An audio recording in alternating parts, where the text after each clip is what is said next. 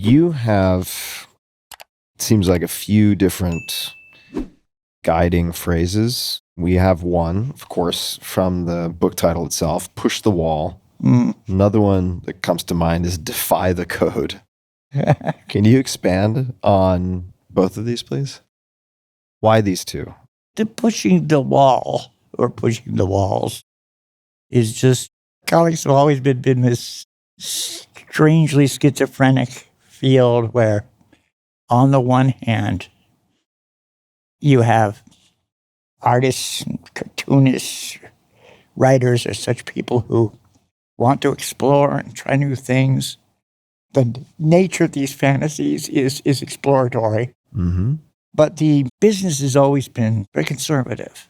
People who grew up on comics became themselves very tradition bound. They would fret over things like what we call continuity, worrying about, you're working on issue number 385 of Spider-Man, you can't contradict something that was done in issue 14, which is, on the face of it, absurd because the character would be 85 if it were around that long. And so you had this hidebound on one side and this like enthusiastic experimental field on the other. I've always just wanted to pull us more toward to people looking for a future and for trying out new stuff.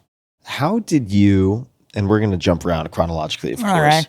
But let me see if I can find this particular paragraph from your book. It relates to a name that you will recognize, and that is Neal Adams. So Neal was a hard taskmaster, utterly ruthless in his criticism. He was a godsend. I just want to read another paragraph.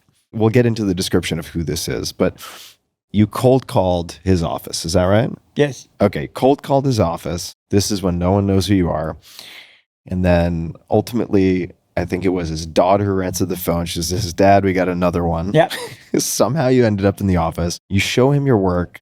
And then, and I'll quote here, he told me just how awful my stuff was and didn't bother with using any sugarcoating either. Where'd you say you were from? Vermont? Go back to Vermont. Pump gas. Get married. You're no good and you never will be. Yep. End quote. I gulped. This is referring to you. And then asked, can I fix it and show you again tomorrow? To which Neal responds, yeah, I'll see you tomorrow. He growled. Okay. Who is Neal and why did you reach out to him? Well, that's Neal Adams. Yeah, who is he? He was, in a way, a one-man generation because there was a long period where nobody entered the comics business because it didn't pay well. And believe me, the common wisdom was we'd be out of business soon. We'd just been through the horrors of the comics code and the public humiliation and the self-censorship of that time. And been disgraced going from a mass medium and being turned into a punchline, a dirty punchline. Yeah. And there were just a few people keeping the light alive and still doing these old titles like The Flash and so on. But the books were looking pretty crummy. But there were these glimmers. There were these guys, some of the old guys just stayed there and kept doing great stuff. An artist named Gil Kane, for instance. But there was Neal Adams. He was this new guy who came in young and brought such enthusiasm and a whole new look. A whole new take me seriously look. It was a much more realistic look. And he dragged a whole generation with him in a lot of ways, not just with his work. He did it with his speech and with his actions. He opened up a studio in Manhattan called Continuity, which did advertising work and essentially became a halfway house for comic book artists to come in and get his training.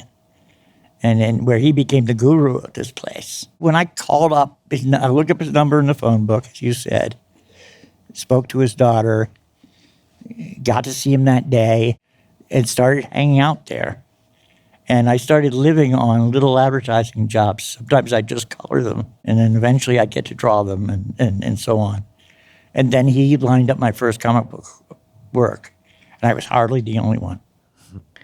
I'm so fascinated by this exchange and his willingness to help for a few different reasons, right? Number one is, I wonder, how did this guy muster the bandwidth to do his own work, run a business, and also mentor, just that question alone. Yeah. And then I also think about the sliding door moment of what if he had just had a really bad day and he was like, you're not coming back tomorrow, kid. Sorry, I'm too busy, right? Like, what a different life. I'm sorry. I got to blow my own horn. Yeah, blow your own horn. I was a pretty determined little bastard. So, I would have been back anyway. You would have been back anyway? Yeah.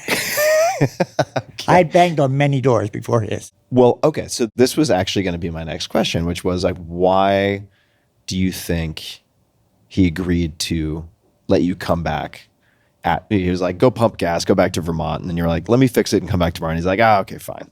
Right? So No, it was because I asserted that I wanted to fix it. Okay, got it. It was because I didn't cry and leave. How many interactions like that? How many different visits showing him work did it take for him to finally say that your work was not for throwing away? It wasn't all that many, I don't think. Okay.